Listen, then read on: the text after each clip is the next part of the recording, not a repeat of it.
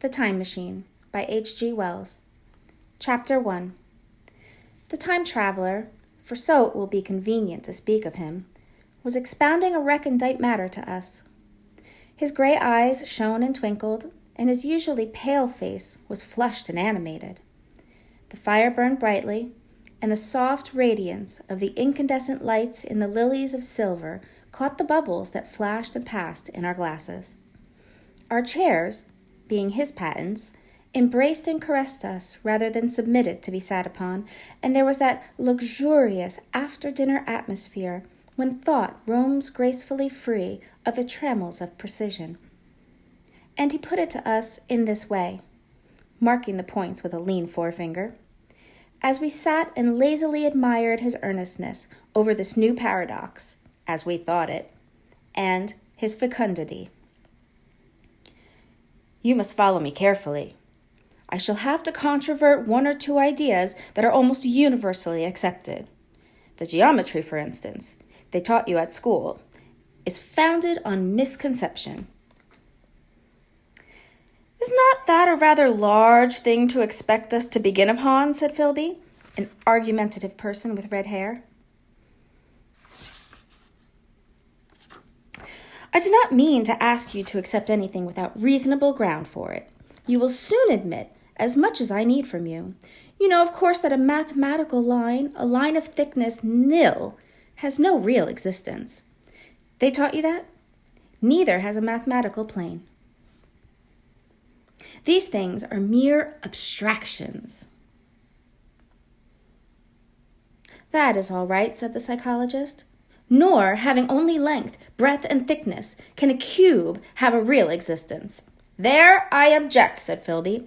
Of course, a solid body may exist, all real things, so most people think. But wait a moment. Can an instantaneous cube exist? Don't follow you, said Philby. Can a cube that does not last for any time at all have a real existence? Philby became pensive. Clearly, the time traveler proceeded, any real body must have extension in 4 directions. It must have length, breadth, thickness, and duration. But through a natural infirmity of the flesh, which I will explain to you in a moment, we incline to overlook this fact. There are really 4 dimensions, 3 which we call the 3 planes of space, and a 4th, time. There is, however, a tendency to draw an unreal distinction between the former 3 dimensions and the latter, because it happens that our consciousness moves intermittently in one direction along the latter from the beginning to the end of our lives. That, said a very young man, making spasmodic efforts to relight his cigar over the lamp, that very clear indeed. Now, it is very remarkable that this is so extensively overlooked, continued the time traveler, with a slight accession of cheerfulness. Really, this is what is meant by the 4th dimension, though some people who talk about the 4th dimension do not know they mean it. It is only another way of looking at time. There is no difference between time and any of the 3 dimensions of space, except that our consciousness moves along it. But some foolish people have got hold of the wrong side of that idea. You have all heard what they have to say about this 4th dimension? I have not, said the provincial mayor. It is simply this, that space, as our mathematicians have it, is spoken as of having 3 dimensions, which one may call length, breadth, and thickness, and is always definable by reference to 3 planes, each at right angles to the others. But some philosophical people have been asking why 3 dimensions particularly. Why not another direction at right angles to the other 3? And have even tried to construct a 4th dimensional geometry. Professor Simon Newcomb was expounding this to the New York Mathematical Society only a month or so ago. You know how on a flat surface, which has only 2 dimensions, we can represent a figure of a three-dimensional solid, and similarly, they think that by models of 3 dimensions, they could represent one of 4, if they could master the perspective of the thing. See? I think so, murmured the provincial mayor.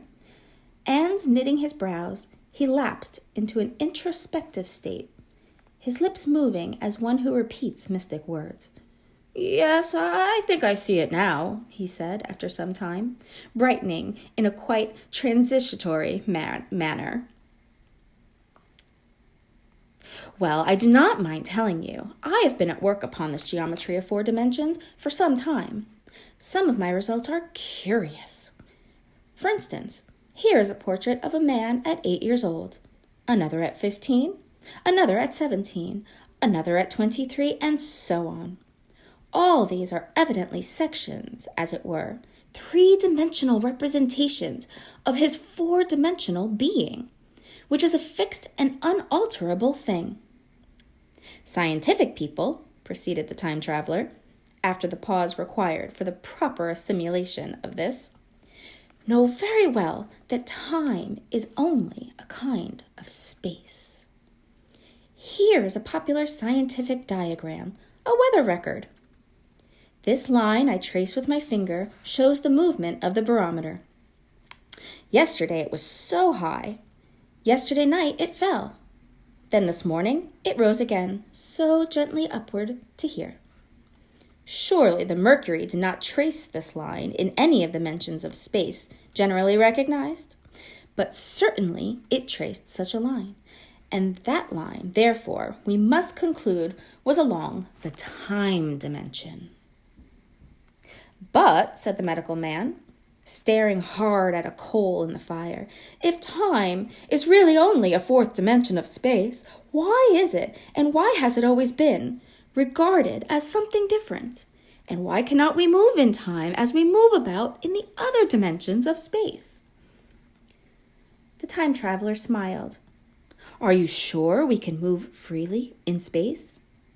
Right and left we can go, backward and forward freely enough, and men always have done so. I admit we move freely in 2 dimensions, but how about up and down? Gravitation limits us there. Not exactly, said the medical man. There are balloons. But before balloons, save for spasmodic jumping and the inequalities of the surface, man had no freedom of vertical movement. Still, they could move a little up and down, said the medical man. Easier, far easier down than up. And you cannot move at all in time? You cannot get away from the present moment? My dear sir, that is just where you're wrong. That is just where the whole world has gone wrong. We are always getting away from the present moment. Our mental existences, which are immaterial and have no dimensions, are passing along the time dimension with a uniform velocity from the cradle to the grave. Just as we should travel down if we began our existence 50 miles above the Earth's surface. But the great difficulty is this, interrupted the psychologist. You can move about in all directions of space, but you cannot move about in time. That is the germ of my great discovery. But you are wrong to say that we cannot move about in time. For instance, if I'm recalling an incident very vividly, I go back to the incident of its occurrence. I become absent-minded, as you say. I jump back for a moment. Of course, we have no means of staying back for any length of time, any more than a savage or an animal has of staying 6 feet above the ground. But a civilized man is better off than the savage in this respect. He can go up against gravitation in a balloon. And why should he not hope that ultimately he may be able to stop or accelerate his drift along the time dimension, or even turn about and travel the other way? Oh, this, began Philby, is all. Why not, said the time traveler.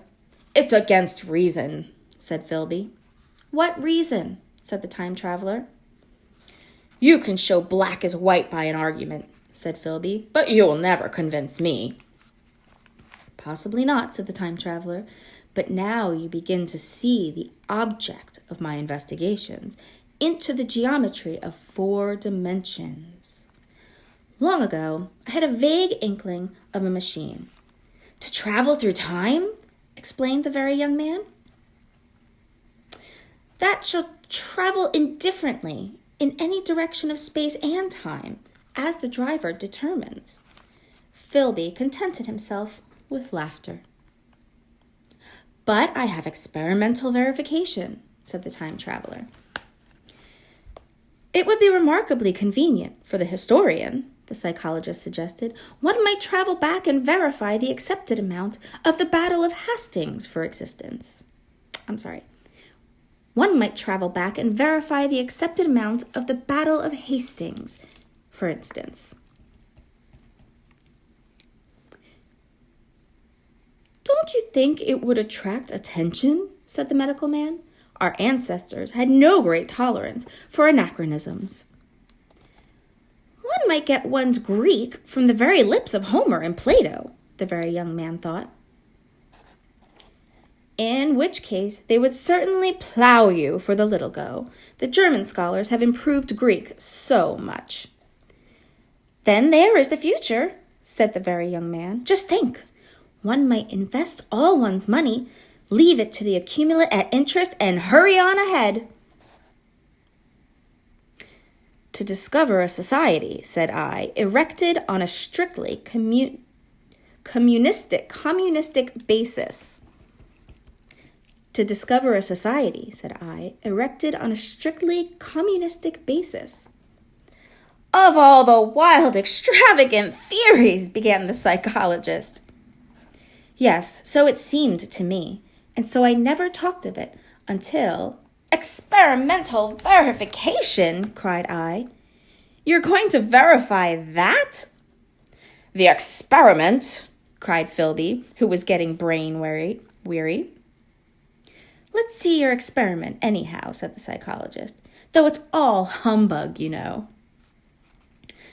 The time traveler smiled round at us. Then, still smiling faintly, and with his hands deep in his trousers pockets, he walked slowly out of the room, and we heard his slippers shuffling down the long passage to his laboratory. The psychologist looked at us. I wonder what he's got. Some sleight of hand trick or other, said the medical man, and Philby tried to tell us about a conjurer he had seen at Burslem. But before he had finished his preface, the time traveler came back, and Philby's anecdote collapsed.